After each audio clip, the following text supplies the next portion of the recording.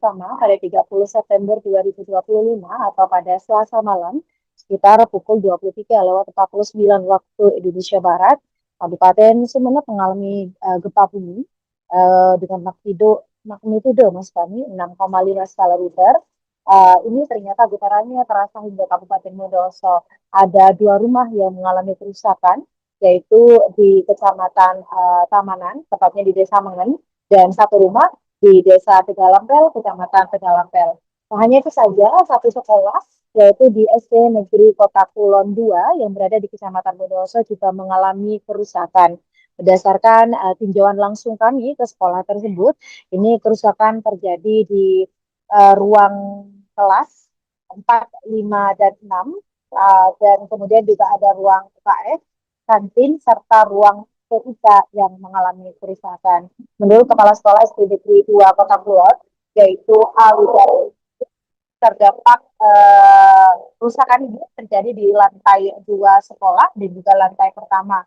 Di mana untuk lantai 2 ini ada kelas 4, ruang kelas 4, kelas 5, dan juga kelas 6, serta ruang UKS yang kerusakannya ini karena ambrol, plafonnya ambrol, kemudian dindingnya retak, dan galvalumnya juga penyok semua.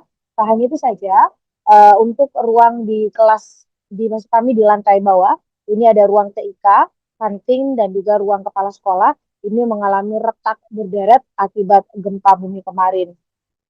Karena kondisi inilah, mulai kemarin, Tribuners, ini masyarakat, khususnya pelajar kelas 4, 5, dan juga kelas 6, belajar dilakukan, proses belajar mengajar dilakukan di musola, parkiran, dan juga ruang TIK.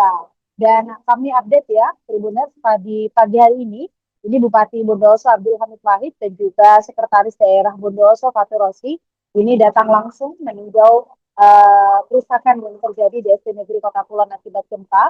Tak hanya itu saja, mereka juga meninjau proses belajar mengajar yang dilakukan di luar ruang kelas. Tepatnya, mulai hari ini pembelajaran dilakukan dengan menggunakan tenda darurat yang sudah dibentuk oleh BPBD Kabupaten Bondowoso dan mulai terpasang sejak sore kemarin. Dan kami informasikan juga menurut keterangan dari BPBD Bondowoso, sebagaimana hari ini kami mengikuti peninjauan secara langsung proses belajar mengajar menggunakan tenda ini, bahwasanya tenda yang dipasang ini berukuran 6 kali 12 meter dengan kapasitas mampu menampung 200 orang.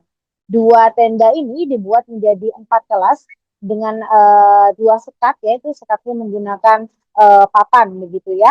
Dan berdasarkan keterangan dari Sekretaris Daerah Bondowoso Fatur Rosi, pihaknya ini akan mengupayakan rehabilitasi sekolah tersebut di tahun anggaran perubahan APBD 2020. Hasil asesmen kami bersama tim BPBD terkait gempa semalam, hasilnya 1 sekolah dan 2 rumah.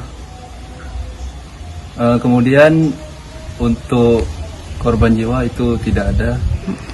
Tindak lanjut kami melaporkan ke atasan atas kejadian ini, dan untuk sekolah itu membutuhkan kira-kira 3 tenda peleton berukuran 6 kali 12 untuk proses belajar mengajar lebih lanjut. Pak, untuk kerusakan mungkin bisa diceritakan ini SD-nya mana? Setelah tadi malam kita temukan gempa dari penjaga kami yang nge-share video pada pukul 12.19, karena kita malam memang pada lembur semua di rumah masing-masing, jadi begitu ada gempa penjaga kami melihat dan memvideokan. Ternyata yang paling parah adalah di ruang lantai atas, lantai 2, di ruang OKS paling parah, di kelas 4 dan kelas 5 ini yang terparah. Yang di bawah parahnya itu apa? Karena sampai galvalumnya tuh penyok semua, ambrol ya, plafon kami ambrol dan menimpa smartboard kami. Kemudian yang di bawah itu retak